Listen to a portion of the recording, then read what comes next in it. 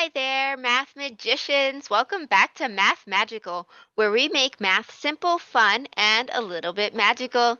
In today's lesson, we're diving into the world of one-step inequalities using multiplication and division. By the end of this video, you'll be able to solve these inequalities like a pro. So grab your notebooks and let's get started on making math magical. Before we could jump straight into the sample problems, let's talk about what is an inequality. An inequality is similar to an equation, but instead of an equal sign, it uses symbols like greater than or equal to, and less than or equal to. Our goal is to find the values of the variable that make the inequality true. You'll notice that we still have our balance scale on the slides, and that's to help us remember that when solving inequalities, just like when solving equations, we need to keep them balanced, which means whatever we do on one side of the equation, we must also do on the other side of the equation. When solving one-step inequalities, we use the same principles as solving equations. The key idea is to isolate the variable by performing opposite operations. If the variable is multiplied by a number, then we simply divide by that number. And if it's divided by a number, then we simply multiply by that number. One important thing to remember is that if we multiply or divide by a negative number, we must flip the inequality sign. Let's jump into some examples. Example 1, 3x is greater than 15. So what's our first thing we want to do? If you said isolate the variable, you are correct. Our goal in solving any inequality or equation is to get the variable alone. To isolate x, we need to undo the multiplication by 3. The opposite operation is division, so we will divide both sides of the inequality by 3, and that is shown here in red.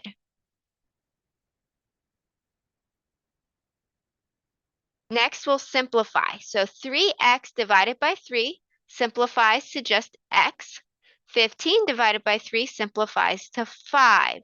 And that shows us that x is greater than 5. So our answer is x is greater than 5. To review, we divided both sides by 3 to isolate x. Since we divided by a positive number, the direction of the inequality sign remains the same. This means x must be greater than 5. In our next example, we're going to look at division. So we have y divided by 4 is less than or equal to 2. So what is the opposite operation to division?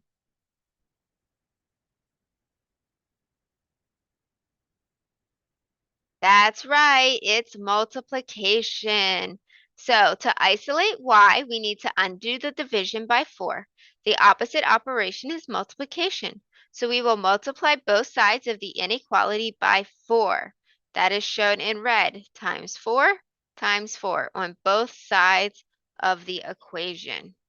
Now we want to simplify the equation. Y divided by 4 times 4 leaves us with just y. And 2 times 4 leaves us with 8. So y is less than or equal to 8. Now, because we have this line under our inequality symbol, it means that y could also equal 8 or be anything that is less than 8. To review, we multiplied both sides by 4 to isolate y. Since we multiply by a positive number, the inequality sign stays the same. This tells us that y must be less than or equal to 8. And we're going to wrap up with a word problem. I love word problems because they stretch our math thinking and give us real-world examples. So it says, Samantha wants to buy several notebooks for a school project. Each notebook costs $2.50.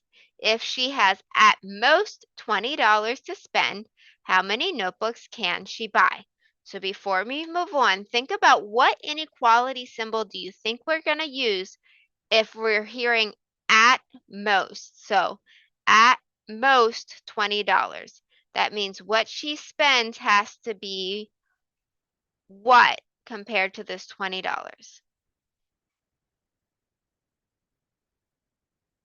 If you said less than or equal to, you are correct. Now, anytime I go to solve a word problem, I always make a key. So, what information can we draw out of this? Well, we know the money that Samantha has is $20. We know that the notebooks cost $2.50, and we're going to call the notebooks that Samantha can purchase N for notebooks, N for notebooks. Okay, so now we just need to write our equation. So $2.50 will represent as 2.5. So the number of notebooks she purchases times the cost of 2.5 has to be less than or equal to the $20 that Samantha has. So we're using multiplication, so our opposite operation is going to be division. We'll divide both sides by 2.5 to isolate n. So divided by 2.5 over here, divided by 2.5 over here. We're doing the same thing on both sides so that our equation stays balanced. N times 2.5 divided by 2.5 leaves us with just n. 20 divided by 2.5 leaves us with 8. So we know that the answer is n is less than or equal to 8. By dividing both sides by 2.5, we found that Samantha can buy up to 8 notebooks without exceeding her budget. Since we divided by a positive number, the inequality sign remains unchanged. And that wraps up our magical journey into one-step inequalities. Remember, solving inequalities is just like solving equations, with a little extra care when multiplying or dividing by negative numbers. If you found this video helpful, give it a thumbs up and subscribe to MathMagical for more enchanting math lessons. Leave a comment below if you have any questions or suggestions for future topics. Until next time, keep making math magical.